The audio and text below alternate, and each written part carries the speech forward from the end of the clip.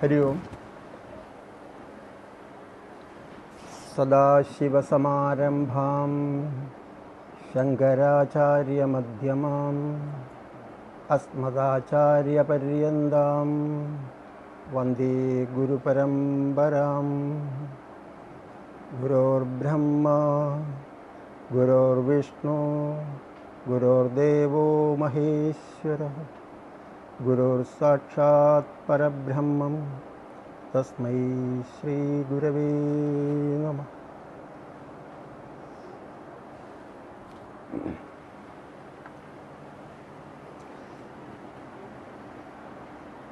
പ്രിയ ഗുരുവിനും സഹസാധകർക്കും ഗുരുദാസിനെ ശ്രവിക്കുന്ന എല്ലാ ജനസഞ്ചയങ്ങൾക്കും ഗുരുദാസിൻ്റെ ആത്മപ്രണാമം.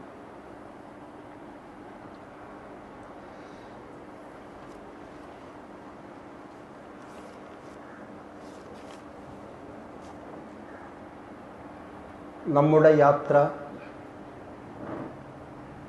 തുടരുകയാണ്. ആ യാത്രയിൽ നമുക്ക് ലഭിക്കുന്ന പാഥേയങ്ങളാണ് മീരാഭായിയും സൂർദാസ്ജിയും അങ്ങനെയുള്ള ആത്മരത്നങ്ങളെല്ലാം. ഇന്നും മീരാഭായിയുടെ ഒരു കവിത, ഭക്തിസാന്ദ്രമായ കൃഷ്ണപ്രണയം ഉൾക്കൊള്ളുന്ന ഒരു കവിത. മോഹ ലഗി ലഗൻ ഗുരുചരൺ കി. മോഹ ലഗി ലഗൻ ഗുരുചരണോं की, गुरुचरणों की गुरुचरणों की, मोह लगी लगन गुरुचरणों की. शरण बिना मुझे कुछ नहीं भावे, जग माया सब सपनों की. मोहन लगी लगन गुरुचरणों की, भवसागर सब सूख गई है, फिगर नहीं मोह तरणों की. मोह लगी लगन गुरुचरणों की. आत्मज्ञान दियो मेरा सद्गुरु, पीढ़ा मिट्टी भव मरन की. मोह लगी लगन गुरुचरणों की. मीरा के प्रभु गिरिधर नागर आस बंदे गुरुचरणों की. मोह लगी लगन गुरुचरणों की. मोह लगी लगन गुरुचरणों की. എന്നിൽ മോഹമുണ്ട്, ഒരേ ഒരു മോഹം.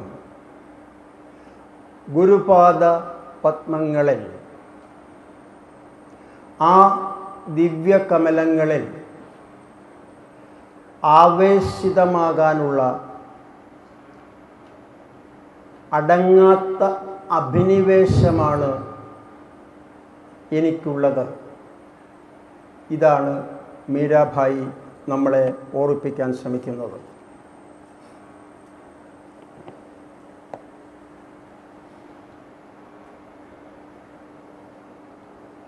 മീരാജി പറയുന്ന ഗുരുപാദപത്മം,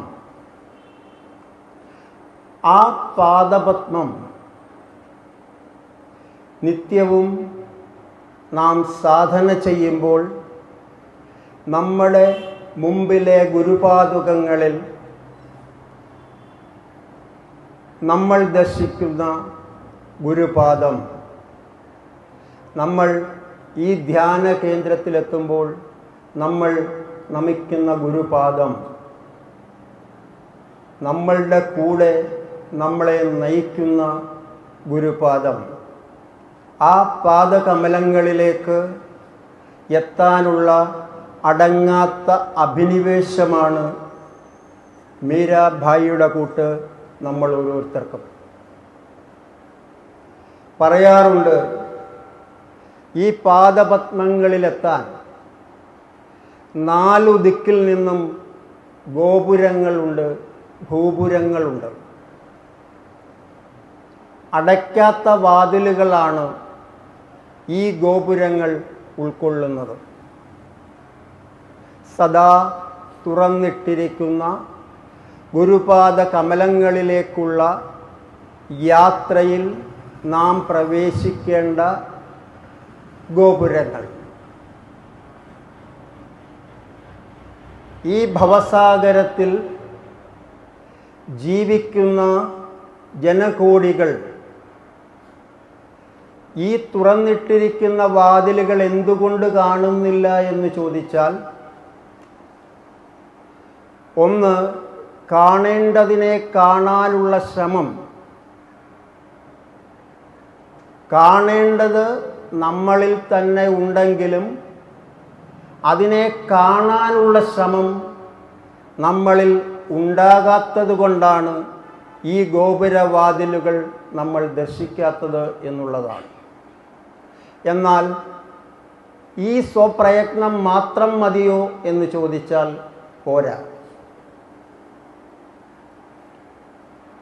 നമ്മൾ കഴിഞ്ഞ സത്സംഗത്തിൽ പറഞ്ഞതുപോലെ ഗോലോക വൃന്ദാവനം നമ്മുടെ മുൻപിൽ തെളിഞ്ഞു വരണമെങ്കിൽ കൃഷ്ണ എന്ന് മാത്രം വിളിച്ചാൽ പോരാ, രാധയെ കൂടി ചേർത്ത് രാധാകൃഷ്ണ എന്ന് വിളിക്കണം. പരിപൂർണമാകുന്ന എന്തിനും മാത്രമേ ഈ വാതിലുകൾ തുറക്കപ്പെടൂ. നമ്മളെ സംബന്ധിച്ച്, സാധനാമാർഗത്തിൽ യാത്ര തുടരുന്ന നമ്മളെ സംബന്ധിച്ച്,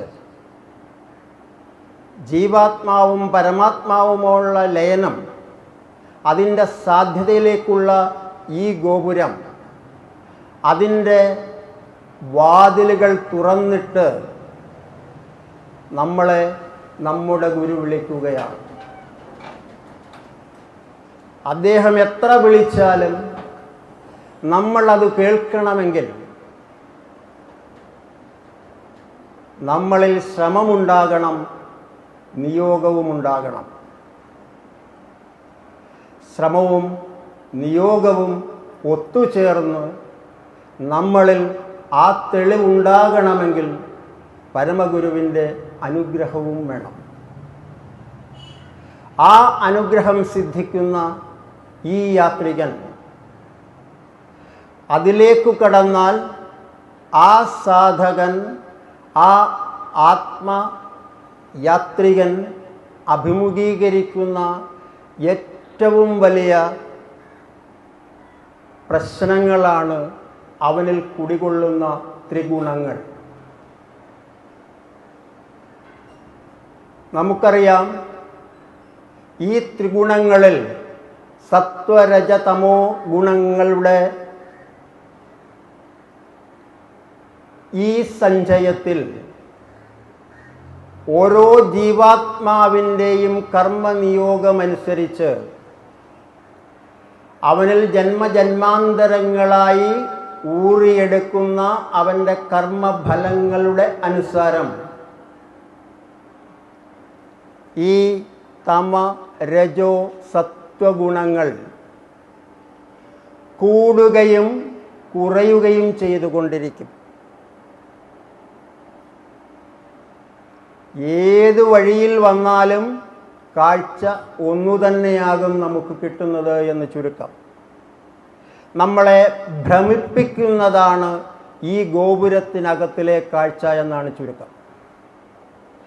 ഈ ഭ്രമത്തെ അകറ്റി നമ്മുടെ തമോ ഗുണത്തെ, നമ്മുടെ രജോ ഗുണത്തെ, നമ്മുടെ സത്വഗുണത്തെ വേർതിരിച്ചറിഞ്ഞ് ആ വ്യൂഹത്തിലേക്ക് നമ്മളെ കടത്തിക്കൊണ്ടുവരുന്നത് നമ്മുടെ ഗുരുവാണ്. ആ ഗുരുവിൻ്റെ നിർദ്ദേശാനുസാരം നമ്മളിൽ അടങ്ങിയിരിക്കുന്ന ഈ ത്രിഗുണങ്ങളിലൂടെ നമ്മളിൽ സംഭവിക്കുന്ന കാമക്രോധ ലോപമോഹാദികളെയെല്ലാം സമർപ്പണമെന്ന ഏക ആയുധത്തിലൂടെ ആത്മജ്ഞാനത്തിൻ്റെ ഏതൊക്കെയോ അംശങ്ങൾ ഗുരുവിൽ നിന്ന് വരുന്നത് പിടിച്ചെടുത്തുകൊണ്ട് സമർപ്പണത്തിലൂടെ അതിനെ മനസ്സിലാക്കിയാൽ നമുക്ക് ഈ ത്രിഗുണങ്ങളിൽ നിന്ന് വീണ്ടും മുകളിലേക്ക് കയറാൻ പറ്റും. വളരെ പ്രയാസമേറിയതാണ്. ദാസൻ ഇങ്ങനെ ഇവിടെ വന്ന് 1 മണിക്കൂർ കൊണ്ട് ഇതൊക്കെ പറഞ്ഞു കഴിഞ്ഞ് നമ്മൾ ആത്മജ്ഞാനം നേടിയവരാണ് എന്ന് തെറ്റിദ്ധരിക്കരുത്. വളരെ പ്രയാസമാണ് ജീവിതത്തിൽ. ഈ ഭൗതിക സാഹചര്യത്തിൽ നമ്മുടെ ഗുരു നമ്മളോട് പറഞ്ഞിട്ടുണ്ട്, ഒരു സാധകന് അവൻ്റെ യാത്ര തുടരുമ്പോൾ അവൻ അഭിമുഖീകരിക്കേണ്ടി വരുന്ന 2 കാര്യങ്ങളേ ഉള്ളൂ. ഒന്ന് അവൻ്റെ സാഹചര്യങ്ങൾ, 2 അവൻ്റെ ആന്തരിക സംഘർഷങ്ങൾ. അവൻ്റെ സാഹചര്യങ്ങൾ അവൻ്റെ വീട്ടിൽ നിന്ന്, അവൻ്റെ നാട്ടിൽ നിന്ന്, അവൻ്റെ സമൂഹത്തിൽ നിന്ന്, അവൻ്റെ സമുദായത്തിൽ നിന്ന് അവന് ലഭിക്കുന്ന സമ്മർദ്ദങ്ങളാണ് അവൻ്റെ സാഹചര്യങ്ങൾ. പാടേ മറന്നുപോകും വഴി എന്നർത്ഥം. രണ്ടാമത് അവന് ലഭിക്കുന്ന ആന്തരിക സംഘർഷങ്ങളാണ്. ഒരുപക്ഷെ നമ്മൾ തെറ്റിദ്ധരിക്കാം, ഈ സാഹചര്യങ്ങൾ നമ്മളിൽ ഉണ്ടാക്കുന്നതാണ് നമ്മുടെ ആന്തരിക സംഘർഷങ്ങൾ എന്ന്. ഒരിക്കലുമല്ല. സാഹചര്യങ്ങളും ആന്തരിക സംഘർഷങ്ങളും രണ്ടും രണ്ട് തന്നെയാണ്. ഒരു സാധകനിൽ എങ്ങനെയാണ് ആന്തരിക സംഘർഷങ്ങൾ ഉടലെടുക്കുന്നത് എന്ന് ചോദിച്ചാൽ, നമ്മളൊരു സാധകനാണ് എന്ന് ആരോടെങ്കിലും പറയുമ്പോൾ അദ്ദേഹം പറയുമായിരിക്കാം, എന്താണ് നിങ്ങളുടെ രീതി എന്ന് ചോദിച്ചാൽ, എല്ലായിടവും ദൈവം ഇരിക്കുന്നു, ചരാചരസ്ഥിതനാണ് ഈശ്വരൻ എന്നാണ് നമ്മളെ പഠിപ്പിച്ചത് എന്ന് നമ്മൾ അദ്ദേഹത്തിന് ഒരു പക്ഷേ വിശദീകരിച്ചു കൊടുക്കുമായിരിക്കാം. അങ്ങനെ വിശദീകരിച്ചു കൊടുത്തതിന് ശേഷം നമ്മൾ നമ്മുടെ ജീവിതം തുടരുമ്പോൾ ഇത് നമുക്ക് പിന്തുടരാൻ കഴിഞ്ഞില്ലെങ്കിൽ നമുക്ക് വരുന്നതാണ് ആന്തരിക സംഘർഷങ്ങൾ. എങ്ങനെയാണ് ചരാചരസ്ഥിതനായ ഈശ്വരനെ നമ്മൾ അറിയുന്നത് എന്ന് ചോദിച്ചാൽ, സാക്ഷാത്കരിക്കുന്നത് എന്ന് ചോദിച്ചാൽ, ഈ ജീവിതത്തിൽ നേരത്തെ പറഞ്ഞ കാര്യം, എല്ലായിടത്തും ഈശ്വരനുണ്ട് എന്ന കാര്യം നമുക്ക് ബോധ്യമാകണമെങ്കിൽ നമ്മൾ നമ്മളുടെ കർമ്മം കൊണ്ട് സത്യസന്ധരാകണം. ഗുരുവിനോട് പറയുന്നതൊന്ന്, സാധകരോട് പറയുന്നതൊന്ന്, സമൂഹത്തോട് പറയുന്നതൊന്ന്, നമ്മൾ ചെയ്യുന്നതും മറ്റൊന്നാണെങ്കിൽ ഈ ആന്തരിക സംഘർഷങ്ങളിൽ നിന്ന് നമുക്ക് മോചനമില്ല എന്നാണ് അതിൻ്റെ അർത്ഥം. ഈ സത്യസന്ധത തങ്ങളുടെ കർമ്മങ്ങളിൽ ലയിപ്പിച്ച് ആ കർമ്മം ചെയ്തു പോയവരാണ് ഗജവീരന്മാരെ പോലെ ഈ സമൂഹത്തിൽ ഇറങ്ങി നടക്കുമ്പോൾ ആ സമൂഹം വഴിമാറി നിന്നുകൊടുത്ത ശ്രീരാമകൃഷ്ണ പരമഹംസരും വിവേകാനന്ദ സ്വാമികളും രമണ മഹർഷിയും എല്ലാം. നമ്മളുടെ ത്രിഗുണങ്ങളെ നമ്മൾ ഗുരുവിൻ്റെ നിർദ്ദേശാനുസാരം അതിജീവിക്കാൻ കഴിഞ്ഞാൽ, അതിജീവിച്ചില്ലെങ്കിലും നിയന്ത്രിക്കാനെങ്കിലും കഴിഞ്ഞാൽ നമ്മൾ അടുത്ത ഘട്ടത്തിലേക്ക് കടക്കും. അവിടെയാണ് നമ്മുടെ ഉള്ളിലെ ഷോഡശ ദളങ്ങൾ, 16 ദളങ്ങൾ വിരിയേണ്ടത്. 16 ദളങ്ങളെന്ന് പറയുമ്പോൾ പഞ്ചേന്ദ്രിയങ്ങൾ, കർമ്മേന്ദ്രിയങ്ങൾ, ജ്ഞാനേന്ദ്രിയങ്ങൾ കൂടാതെ നമ്മുടെ അന്ധഃകരണവും ഉൾക്കൊള്ളുന്ന 16 ദളങ്ങളുണ്ടവിടെ. ഈ 16 ദളങ്ങളെയും പൂർണ്ണമായി വികസിപ്പിച്ചെടുക്കുക എന്നുള്ളതാണ് ഒരു സാധകൻ്റെ കർമ്മം.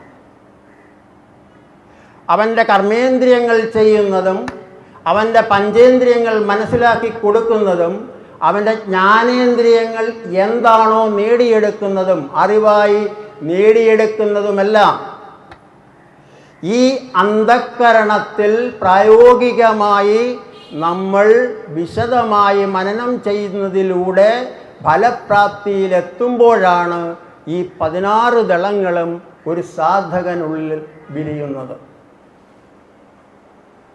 അങ്ങനെ ഒരു സാധകനുള്ളിൽ ഈ 16 ദളങ്ങളും വിരിഞ്ഞാൽ പിന്നെ അവൻ ചെന്നു ചേരുന്നതാണ് അവൻ്റെ ഉള്ളിലെ അഷ്ടദളങ്ങൾ. അഷ്ടദളങ്ങൾ എന്നാൽ അഷ്ടവൈരികളെയും നിയന്ത്രിക്കാൻ കഴിയുക എന്നുള്ളതാണ് അവിടെ പരമപ്രധാനമായി നാം ചെയ്യുന്നത്. ഈ അഷ്ടവൈരികളെയും നിയന്ത്രിക്കുക എന്നൊക്കെ പറയുമ്പോൾ ക്ഷമിക്കണം, ഞാനങ്ങ് പറഞ്ഞു പോകുന്നെന്നുള്ളതേ ഉള്ളൂ. ഗുരുവിൻ്റെ സമ്പൂർണമായ ഹൃദയം തൊട്ട അനുഗ്രഹമില്ലാത്ത ഒരാൾക്കും ആ പടികളുടെ അടുത്തുകൂടി പോലും പോകാൻ കഴിയില്ല എന്ന് നമ്മൾ ജപം പോലെ ഉള്ളിൽ മന്ത്രിച്ചു കൊണ്ടിരിക്കണം.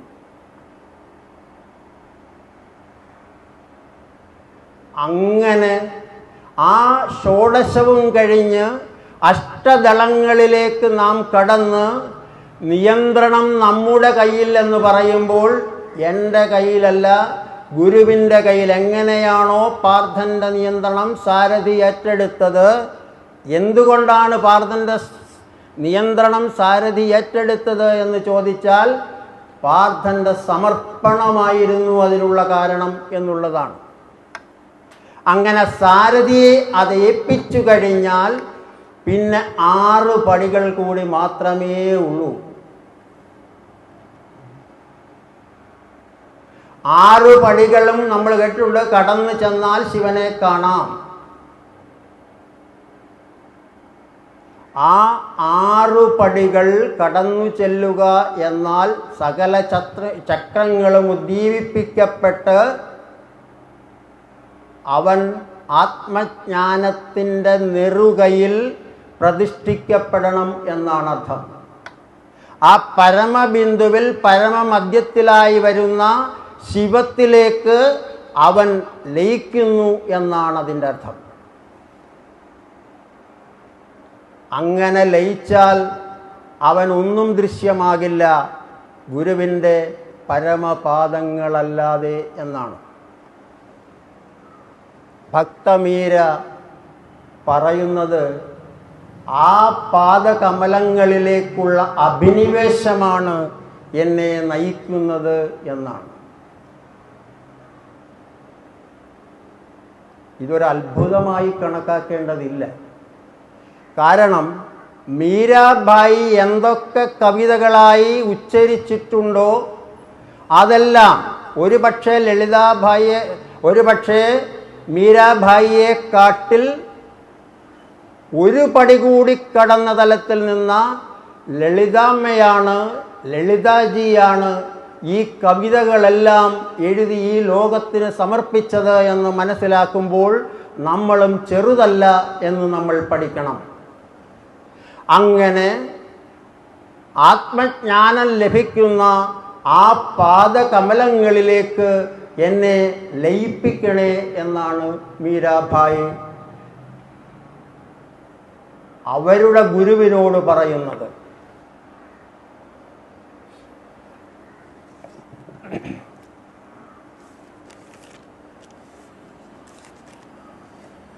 चरण बिना मुझे कुछ नहीं भावे, जग माया सब स्वप्नों की.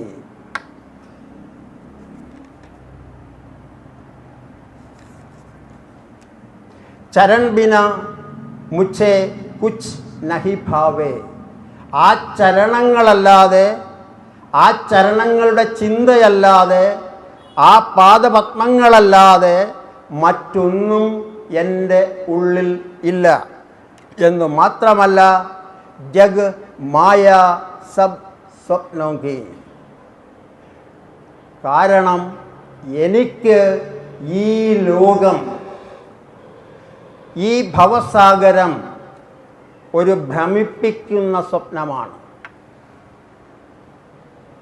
എന്താണ് മീരാഭായി അങ്ങനെ പറഞ്ഞത്? സ്വപ്നങ്ങൾ തന്നെ ഭ്രമിപ്പിക്കുന്നതാണ് എന്ന് നമുക്കറിയാം. അഷ്ടിക്ക് വകയില്ലാത്തവൻ രാജാവാകുന്നത് സ്വപ്നത്തിൽ നമ്മൾ കാണുന്നു. രാജാവ് പാമരനാകുന്നതും ദരിദ്രനാകുന്നതുമെല്ലാം നമുക്ക് നമ്മുടെ ചിന്തകൾക്കനുസരിച്ച് സ്വപ്നത്തിൽ കാണാം. ആ സ്വപ്നം ഭ്രമിപ്പിക്കുന്നതാണ്. അവിടെയാണ് നമ്മൾ ജീവിക്കുന്നത് എന്ന് പറഞ്ഞാൽ അതിൻ്റെ അർത്ഥം ഭ്രമിപ്പിക്കുന്ന സ്വപ്നം പോലും ഭ്രമണാത്മകമാണ് എന്നാണ്. എന്ന് പറഞ്ഞാൽ ശരിക്കും സ്വപ്നമേതാണ് ജീവിതമേതാണ് എന്നറിയാൻ വയ്യാതെ ഈ ഭവസാഗരത്തിൽ ഞാൻ ഉഴലുന്നു എന്നാണ് അതിൻ്റെ അർത്ഥം.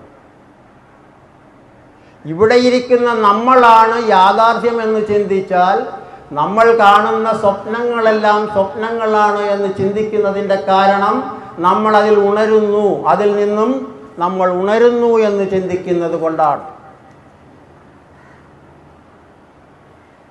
അതാണ് ഭവസാഗരം. അങ്ങനെയുള്ള ഭവസാഗരത്തെ ചരൺ ബിനാ മുझे कुछ नहीं भावे ജഗ് മായ സ്വപ്നോങ്കി, ആ സ്വപ്നങ്ങളുടെ ഭവസാഗരമാണ് ഇപ്പോൾ എൻ്റെ മുമ്പിലുള്ളത് എന്നാണ്.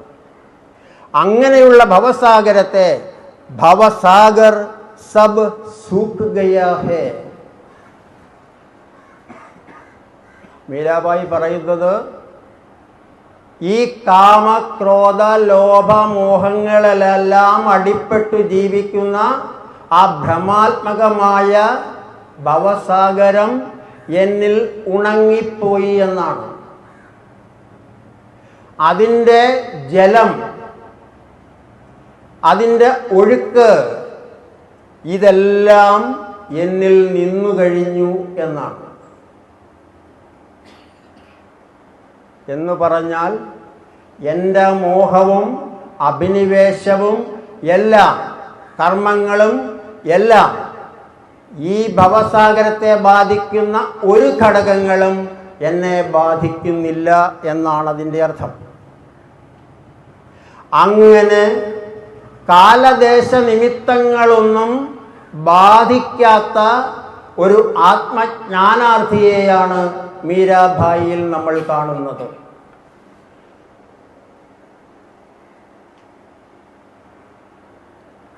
അവധൂതാമൃതത്തിൽ കാലദേശ നിമിത്തങ്ങളെല്ലാം ഗുരുജി നമ്മളോട് പറഞ്ഞു തന്നിട്ടുണ്ട്. ഒരു പ്രവൃത്തി ഒരിടത്ത് നടക്കുമ്പോൾ അത് പലതായി പലയിടത്ത് അനുഭവപ്പെടുന്നു എന്നുള്ളതാണ്. വിനീഷ് ജി ഇവിടെ ഇരുന്ന് തൻ്റെ ഗൾഫിലുള്ള സുഹൃത്തിനോട് സംസാരിക്കുമ്പോൾ ഇവിടെ ചായ കുടിച്ചുകൊണ്ടാണ് വിനീഷ് ജി സംസാരിക്കുന്നതെങ്കിൽ ആ സുഹൃത്ത് അവിടെ ഉച്ചയ്ക്ക് ഊണ് കഴിച്ചുകൊണ്ടായിരിക്കും സംസാരിക്കുന്നത്. രണ്ടും സമയങ്ങളാണ്. എന്നാൽ സംസാരം നടക്കുന്നത് ഒരേ സമയത്താണ്. ആദ്യം പറഞ്ഞത് രണ്ടും പ്രാദേശിക സത്യങ്ങളാണെങ്കിൽ സംഭവിക്കുന്നതെന്തോ അതാണ് ഈശ്വര സത്യം, നിത്യമായുള്ള സത്യം. നമ്മൾ ഈ പ്രാദേശിക സത്യത്തിൽ കുടുങ്ങി ജീവിക്കുമ്പോഴാണ് ശരിക്കുള്ള പ്രാപഞ്ചിക സത്യത്തെ മനസ്സിലാക്കാൻ പറ്റാതെ പോകുന്നത്. അങ്ങനെ പ്രാദേശിക സത്യങ്ങളിൽ നാം ജീവിക്കുമ്പോൾ നമുക്ക് ശൈശവമുണ്ട്, ബാല്യമുണ്ട്, കൗമാരമുണ്ട്, യൗവനമുണ്ട്, വാർദ്ധക്യമുണ്ട്, ജന്മമുണ്ട്, ജന്മജന്മാന്തരങ്ങളുണ്ട്. അതല്ല പ്രാപഞ്ചിക സത്യത്തിലാണ് നാം വിശ്വസിക്കുന്നതെങ്കിൽ മരണം സംഭവിച്ചാൽ നമ്മുടെ ശരീരത്തിൽ നിന്നും വിട്ടുപോകുന്ന പരമാർത്ഥത്തിൻ്റെ അംശമായ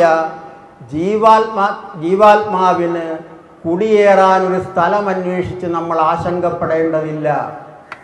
കാരണം ലയിക്കേണ്ടത് ജീവാത്മാവ് പരമാത്മാവിൻ്റെ അംശമാണെങ്കിൽ അവൻ്റെ ഉപാധിയായ അവൻ്റെ ശരീരം അവൻ വെടിഞ്ഞാൽ അതേ നിമിഷം ആ പരമാത്മാവിൻ്റെ പരമ ഊർജത്തിലേക്ക് ലയിക്കുന്ന ജീവാത്മാവിന് എന്തിനാണ് വേറൊരു കുടീരം? അപ്പോൾ പ്രാദേശിക സത്യങ്ങളിൽ നമ്മൾ ജീവിക്കുമ്പോഴാണ് ആന്തരിക സംഘർഷങ്ങൾ നമ്മളെ പിടികൂടുന്നത്. മീരാബായി പറയുന്നു, ഞാൻ ഈ ആന്തരിക സംഘർഷങ്ങൾക്കെല്ലാം അപ്പുറമാണ്. ഞാൻ കാണുന്നതൊന്നേ ഉള്ളൂ, ഞാൻ കേൾക്കുന്നതൊന്നേ ഉള്ളൂ, എനിക്ക് അനുഭവിക്കാൻ കഴിയുന്നതൊന്നേ ഉള്ളൂ. അതെല്ലാം എൻ്റെ ഗുരുവിൻ്റെ പാദങ്ങളാണ്. ആ ദിവ്യമായ പാദകമലങ്ങളാണ് എൻ്റെ ഉള്ളിൽ വിരിയുന്നതും കൊഴിയുന്നതും വിരിയുന്നതും എല്ലാം. ആ അവസ്ഥയാണ് എൻ്റെ ഉള്ളിൽ നിലനിൽക്കുന്നത്. ഭവസാഗർ സബ് സൂഖ് ഗയാ ഹേ. അതുകൊണ്ട് ആത്മജ്ഞാൻ ദിയോ മേര സദ്ഗുരു. അതുകൊണ്ട് എനിക്ക് ആത്മജ്ഞാനം നൽകണം. അപ്പം നമ്മൾ സ്വാഭാവികമായും ചിന്തിക്കാം, ഭവസാഗരം പോലും ഇല്ലാത്ത ഒരു വ്യക്തിക്ക് ഇനി എന്താത്മജ്ഞാനമാണ് ലഭിക്കാനുള്ളത്? ഈ ഭവസാഗരത്തിൻ്റെ പിടിയിൽ ഇവിടെ കിടന്നുഴലുമ്പോഴാണ് നമ്മൾ യാത്ര തുടങ്ങുന്നതും യാത്രയിലൂടെ പോകുന്നതുമെല്ലാം. ആ യാത്രയുടെ അങ്ങേയറ്റത്തുള്ള ഭവസാഗരം വരെ താണ്ടി നിൽക്കുന്ന മീരാബായി വീണ്ടും തൻ്റെ ഗുരുവിനോട് ആവശ്യപ്പെടുന്നു, ഭഗവാനോട് ആവശ്യപ്പെടുന്നു, എനിക്ക് ആത്മജ്ഞാനം നൽകൂ. ഗുരു പറഞ്ഞു തന്ന ഒരു കഥയുണ്ട്. ഒരു വലിയ നഗരത്തിൽ പട്ടാപ്പകലിൽ ഒരു കൊലപാതകം നടക്കുന്നു. ഒരാളെ മറ്റൊരാൾ കുത്തിക്കൊല്ലുന്നു. അവിടെ നിൽക്കുന്നവരെല്ലാം അതിന് സാക്ഷിയാണ്. നിയമപാലകർ വരുന്നു. വരുന്നത് കണ്ടപ്പോഴേ ആൾക്കാരെല്ലാം ഒഴിഞ്ഞുപോയി തുടങ്ങി. അവസാനം അവിടെ ഒരാൾ മാത്രം അവശേഷിച്ചു. ഒരു വ്യക്തി മാത്രമേ പിന്നെ അവിടെ ഉണ്ടായിരുന്നുള്ളൂ. അദ്ദേഹത്തോട് നിയമപാലകർ ചോദിച്ചു, നിങ്ങളിത് കണ്ടോ? കണ്ടു. പേരെന്താണ്? അദ്ദേഹം എന്തോ പേര് പറഞ്ഞു. വിലാസം ചോദിക്കുന്നു, വിലാസം പറഞ്ഞു. കോടതിയിൽ കേസ് വരുന്നു. കോടതിയിൽ കേസ് വന്നപ്പോൾ ഈ മനുഷ്യൻ കൂട്ടിൽ കയറി നിൽക്കുകയാണ്. ജഡ്ജി ചോദിച്ചു, നിങ്ങൾ കണ്ടോ? അവിടെ നടന്നത് എന്താണെന്ന് നിങ്ങൾ കണ്ടോ? കണ്ടു.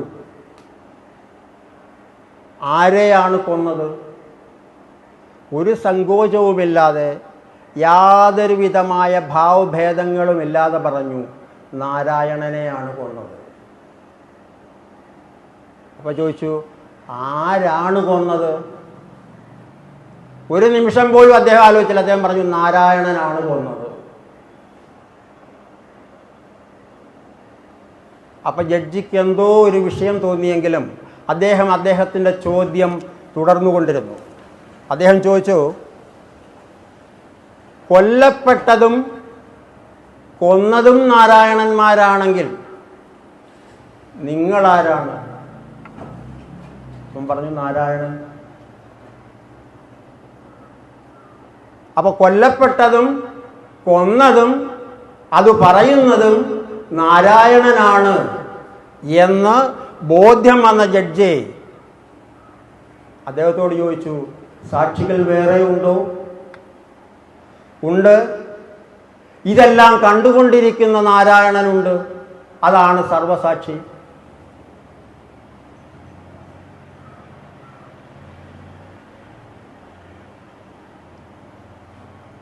സർവസാക്ഷിയായ നാരായണനെ ചികന്നു ചെന്ന ജഡ്ജി ഇദ്ദേഹത്തെ വെറുതെ വിട്ടു. ഇദ്ദേഹത്തിൻ്റെ അവസ്ഥയാണ് പരമമായ അവസ്ഥ. കർമ്മം അനുഭവിക്കുന്നതും കർമ്മം ചെയ്യുന്നതും കർമ്മത്തിന് സാക്ഷിയാകുന്നതും എല്ലാം നിരീക്ഷിക്കുന്നതും ഇതെല്ലാം നിരീക്ഷിക്കുന്നതും ഒരേ ഒരാളാണ്, ഞാനാണ്. ആ നാരായണൻ മാത്രമേയുള്ളൂ എന്ന ജ്ഞാനമാണ് ആത്മജ്ഞാനം. ആ ജ്ഞാനം അതുകൊണ്ടാണ് ഇവിടെ ഒബ്സർവേഷൻ ഇല്ല, ഒബ്സേർവർ ഇല്ല, ഒബ്സേർവ് ചെയ്യേണ്ടതായി ഒന്നും തന്നെയില്ല. എല്ലാം അതിൻ്റേതായ രീതിയിൽ നടക്കുന്നു എന്ന് മാത്രം. അതുകൊണ്ടാണ് ദേവർഷിയായ നാരദനും നാരായണ നാരായണ എന്ന് വിളിച്ചുകൊണ്ട് നടന്നത്. അങ്ങനെയുള്ള ആത്മജ്ഞാനം തനിക്ക് തരാനാണ് ഈ ഭവസാഗരം ഒന്നുമല്ല എന്നാണ് പറഞ്ഞതിൻ്റെ അർത്ഥം. ആ ഭവസാഗരത്തിൽ ജീവിക്കുന്ന നമ്മളുടെ കൂട്ടുള്ള മനുഷ്യർ അതിൽ നിന്നും മോചിതരായാലും എല്ലാം ഒന്നാണ് എന്ന സത്യം ഗ്രഹിക്കുവാൻ ഒരു ജ്ഞാനം ആവശ്യമുണ്ട്. അതറിയുന്ന ഗുരുവിന് മാത്രമേ ആ ജ്ഞാനം നൽകാൻ കഴിയൂ. ആ ജ്ഞാനം എനിക്കും നൽകണേ എന്നാണ് മീരാഭായി പറഞ്ഞത്. പീഡ മിട്ടി ഭവൻ മർണക്കി. ഇങ്ങനെ വിചാരിക്കുക,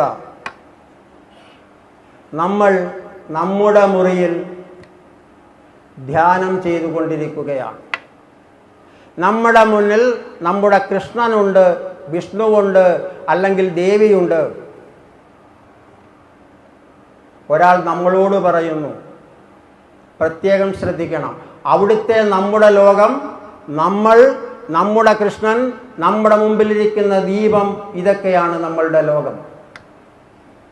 ആ ലോകത്ത് നിന്നും ഒരാൾ വന്ന് കൈപിടിച്ചു നമ്മളെ നമ്മളുടെ വീടിൻ്റെ ഗ്രഹത്തിൻ്റെ മുമ്പിലേക്ക് കൊണ്ടുപോകുന്നു എന്ന് വിചാരിക്കുക.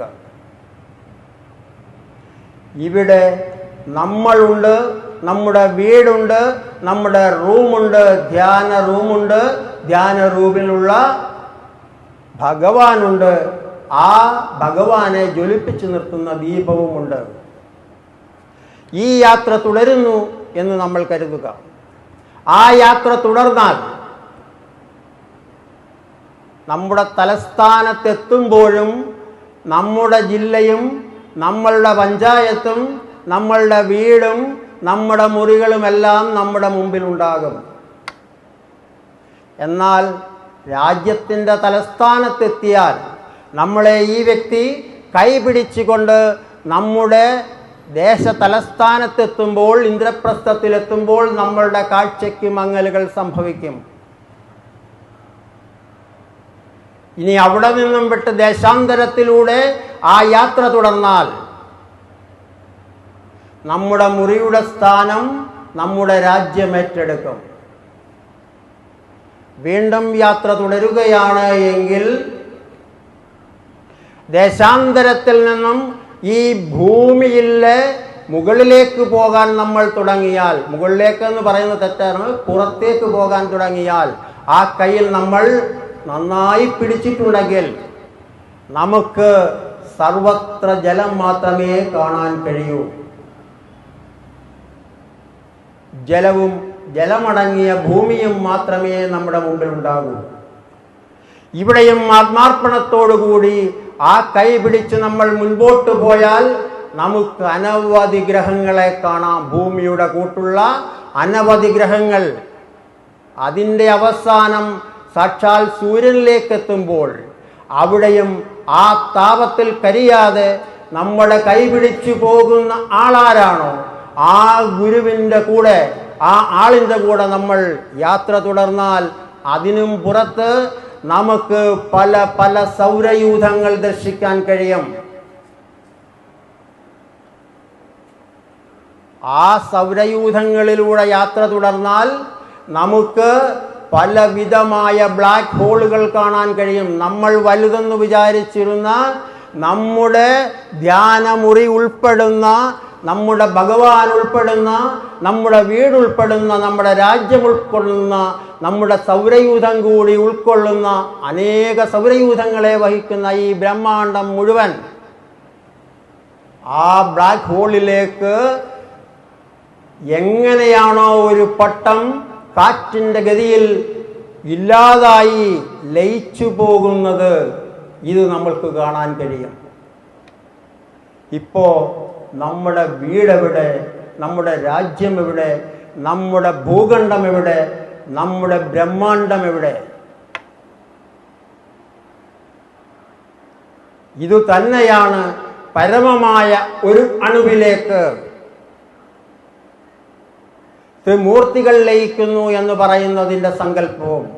സൃഷ്ടിസ്ഥിതി സംഹാരങ്ങളെല്ലാം ആ ഒരു പോയിന്റിലേക്ക്, സയൻസ് പറയുന്നത് പോലെ ഈ ബ്രഹ്മാണ്ടങ്ങളുടെ എല്ലാം വെയിറ്റ് അതിൻ്റെ ഭ്രമണപഥങ്ങളിലൂടെ ഇക്വേറ്റ് ചെയ്ത് ഏതോ ഒരു ബിന്ദുവിൽ എല്ലാം ലയിക്കുന്നു എന്ന് പറയുന്നത് പോലെ നമ്മളുടെ സൃഷ്ടിസ്ഥിതി സംഹാരങ്ങളായ ത്രിമൂർത്തികളും അതിൻ്റെ ദേവതകളും ഉപദേവതകളും ഈ രാജ്യവും നമ്മളുമെല്ലാം പരമമായ ആ അണുവിൽ ലയിക്കും എന്നുള്ള വലിയ സങ്കല്പം, തൻ്റെ ഭഗവാനിൽ താൻ ഒന്നാകുന്ന ആ വലിയ അറിവ്,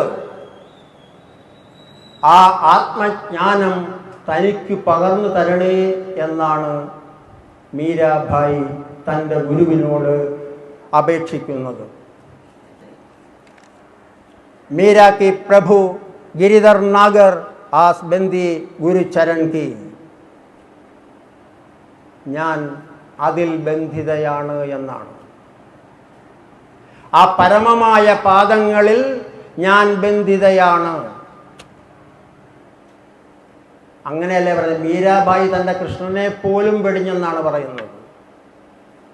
തൻ്റെ തല ഉയർന്നു വരുന്നതനുസരിച്ച് തൻ്റെ കൃഷ്ണനെ പോലും മാറ്റി ശരിക്കുമുള്ള ആ ഭഗവാനിൽ ലയിക്കുന്ന പരമാണുവായ സാക്ഷാൽ ഗുരുവിലേക്ക്, സാക്ഷാൽ എനർജിയുടെ ആ മാസിലേക്ക് ഒന്നായി ഭവിച്ച ആളാണ്. അതാണ് മീരാഭായിയുടെ കഥയിൽ പറയുന്നതും അതുതന്നെയാണ്. താൻ സ്ഥിരമായി പൂജ നടത്തുന്ന കൃഷ്ണനിൽ നിന്നും തൻ്റെ കോവിലിലേക്ക് വന്ന് ഒരു സമയം ചോദിച്ചുകൊണ്ട് ദൃക്സാക്ഷികളെയെല്ലാം സാക്ഷിയാക്കി നിർത്തിക്കൊണ്ട് ആ പരമമായ കോവിലിലേക്ക് എവിടെയാണോ ഈ ഊർജം സമാഹരിച്ചു വച്ചിരിക്കുന്നത് ആ ഊർജ ബിന്ദുവിലേക്ക് മീരാഭായി കടന്നു ചെന്നു. ആ വാതിലടഞ്ഞു എന്നാണ് ലയനം, സമ്പൂർണ്ണ ലയനം നടന്നു എന്നാണ് മീരാഭായിയുടെ കഥയും നമ്മളോട് പറയുന്നത്. അതുകൊണ്ട് ഈ ലോകത്തിൽ നാം ജീവിക്കുമ്പോഴും ഈ ലോകത്തിന് അടിപ്പെടാതെ ജീവിക്കുക എന്നുള്ളതാണ് പരമമായ പ്രധാനമായ കാര്യം. അതാണ്.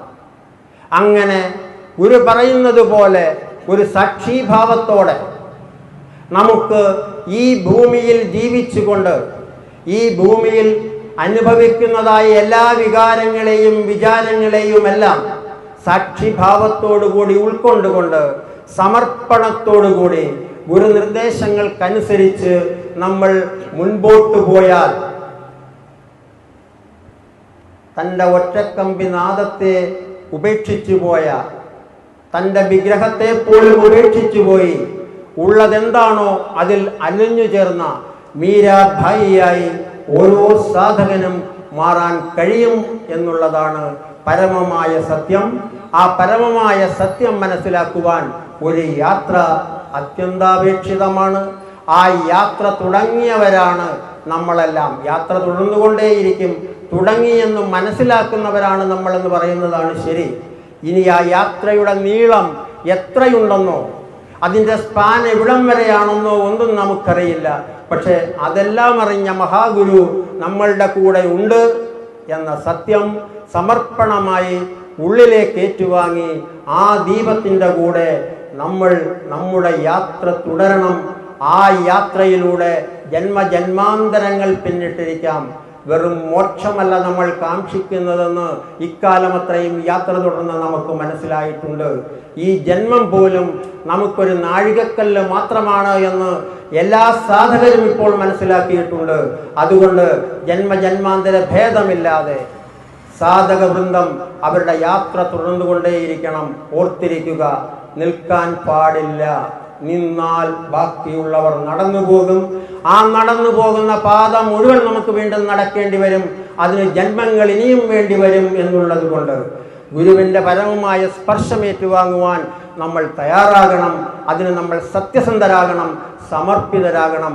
അങ്ങനെ സത്യസന്ധമായ സമർപ്പണത്തിന് നമുക്ക് ഓരോരുത്തർക്കും ഈ ജനസഞ്ചയത്തിന് മുഴുവൻ കഴിയട്ടെ.